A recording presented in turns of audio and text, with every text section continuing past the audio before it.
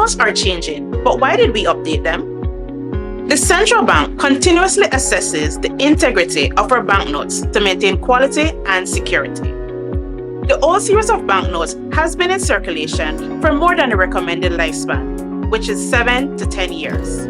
The new banknotes integrate enhanced security measures to combat counterfeiting, making transactions safer for everyone, giving you the confidence that your money is safe and authentic. Our money should be as strong and secure as our economy, and the new banknotes reflect that commitment. New look, same value, more secure. Learn more at www.centralbank.org.bz. A message from the Central Bank of Belize.